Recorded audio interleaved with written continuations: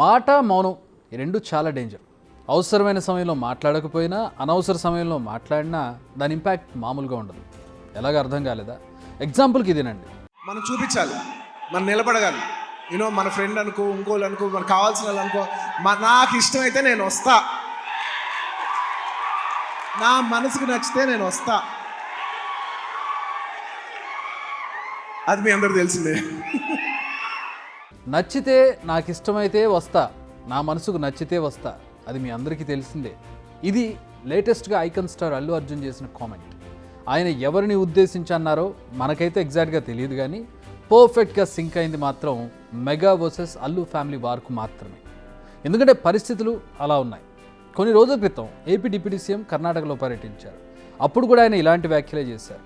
ఆయన ఏమన్నారు ఒకసారి చూద్దాం. My first awareness in the forest was Karnataka Interior Sri Rajkumarji's Gandhada Gudi. So Gandhada Gudi is all about protecting a forest. How a DFO forest officer safeguards the forest and from smuggling. So I was sharing with my colleagues the other day in Aranya Bhavan. I was sharing how the culture transformed. A hero was around 40 years back. He is someone who safeguards the forest. And now the hero is someone who cuts away the forest and who is a smuggler. This we can understand. So Gandhada Gudi is all about safeguarding, and nowadays the current cinema, of course I'm a part of the cinema also. Most of the time I struggle to do such films. I said, am I sending the right message?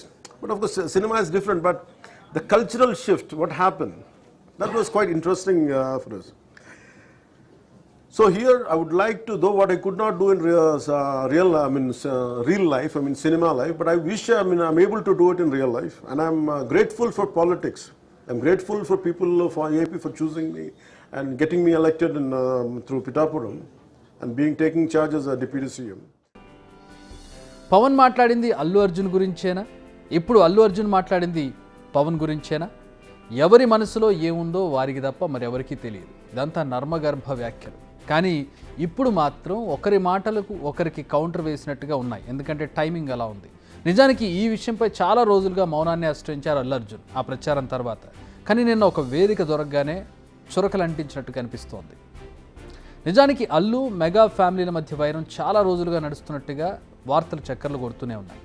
ఎప్పుడైతే Allu Arjun YCP నేత శిల్పా రవిచంద్ర కిషోర్కు అనుకూలంగా ఎన్నికల ప్రచారం నిర్వహించారో అప్పటి నుంచి పరిస్థితులు ఇంకా దిగజారాయి. మాతో ఉంటూ ప్రత్యర్థులకు పనిచేసేవాడు మావాడైనా పరాయివాడే, మాతో నిలబడేవాడు పరాయివాడైనా మావాడే అంటూ నాగబాబు ట్వీట్ చేశారు. ఇదే ఆ ప్రచారం తర్వాత ఫస్ట్ కౌంటర్. ఆ తర్వాత సాయి ధరమ్ తేజ్ అల్లు అర్జున్ అన్ఫాలో చేశారు ట్విట్టర్లో. ఆ తర్వాత పవన్ కూడా ఇండైరెక్ట్గా కౌంటర్లు వేయడం స్టార్ట్ చేశారు. ఇప్పుడు అల్లు అర్జున్ కూడా దాంట్లో చేరిపోయారు. వాళ్ళ కౌంటర్గా ఈయన. సో అటు మెగా ఫ్యామిలీ ఇటు అల్లు ఫ్యామిలీ తగ్గేదే లేదంటోంది. సై అంటే సై అన్నట్టుగా ఉంది వ్యవహారం. నిజానికి మెగా ఫ్యామిలీ నీడ నుంచి పక్కకు వచ్చి తనకంటూ ఒక ప్రత్యేక బ్రాండ్ క్రియేట్ చేసుకోవాలని అల్లు అర్జున్ ఎప్పటి నుంచో తాతాలాడుతున్నట్టుగా మనకు కనిపిస్తోంది. పుష్ప మూవీలో బన్నీ ఓ డైలాగ్ చెప్తాడు, ఇది సార్ నా బ్రాండ్ అంటూ. నిజానికి ఈ డైలాగ్ను నరనరాన జీర్ణించుకున్నట్టుగా కనిపిస్తోంది అతను. ఇదే డైలాగ్ను నిజం చేయాలనుకుంటున్నారేమో. ఎప్పటి నుంచో ఆ దారిలో ఆయన పయనిస్తున్నట్టుగా మనకు కనబడుతుంది. ఎప్పుడైతే బన్నీకి నేషనల్ అవార్డు వచ్చిందో అప్పటి నుంచే ఇరు కుటుంబాల మధ్య ఉన్న దూరం ఇంకొంచెం బయటపడిందని చెప్పాలి. అప్పుడే మెగా ఫ్యామిలీ నుంచి సురేఖ తప్ప ఎవరూ కూడా బన్నీని గెలవలేదు. అందరూ ట్వీట్లతో సరిపెట్టేశారు. ఆ తర్వాత మెగా ఫ్యామిలీ ఈవెంట్స్ కానీ సెలబ్రేషన్స్లో బన్నీ ఎక్కడా కనిపించలేదు. సో మెల్లమెల్లగా దూరం పెరుగుతూ వచ్చిందన్న మాట ఇక్కడ కనబడుతోంది. అగ్నికి ఆజ్యం పోసినట్టు వైసీపీ నేత తరపున బన్నీ ప్రచారం చేయడం ఆ రోజు జరిగిన ఘటన.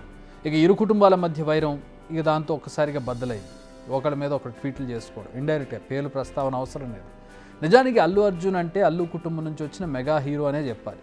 మొదట్లో ఆ మెగా నీడలో ఎదిగిన హీరోనే అతను కూడా. కానీ ఆ తర్వాత బన్నీ సొంత ఎదుగుదలపై ఆయన ఫోకస్ చేశారు.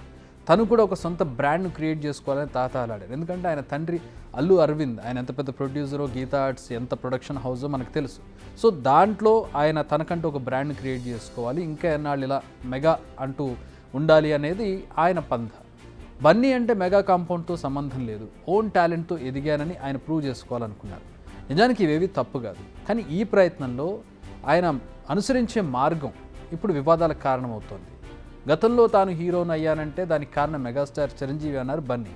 అంతేకాదు చిరంజీవిని ఇన్స్పిరేషన్గా తీసుకుని హీరోని అయ్యానన్నారు.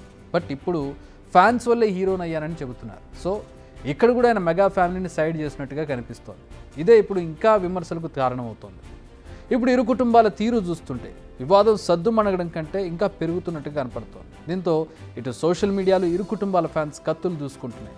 అసలు సాధారణంగానే ఫ్యాన్స్ అనేవాళ్ళు హీరోలు బాగున్నా కొట్టుకునేటటువంటి పరిస్థితి. అలాంటిది ఇప్పుడు హీరోల మధ్యలోనే వైరం ఉంది, కుటుంబాల మధ్యలోనే వైరం ఉందంటే ఇక వాళ్ళ మాటలు, వాళ్ళ పోరాటం ఎలా ఉంటుందో ఆన్లైన్లో మన అందరికీ తెలుసు. మీది తప్పంటే మీది తప్పని ఒకరి మీద ఒకరు దుమ్మెత్తి పోసుకుంటున్నారు ఇరు వర్గాల ఫ్యాన్స్ కూడా. అయ్యా బాబులు, అది వారి ఇంటి పంచాయతీ. రేపటి రోజు వాళ్ళు ఒకటైపోయి అంతా బాగానే ఉన్నా ఆశ్చర్యపోనక్కర్లేదు. మీరు మాత్రం ఫ్యాన్ పేజీలతో కొట్టుకు చేస్తే వచ్చేది ఏమీ ఉండదు. బిగ్ టీవీ అవుట్లుక్ కథనాలు నచ్చితే వెంటనే బిగ్ టీవీ ఛానల్ ను సబ్స్క్రైబ్ చేయండి.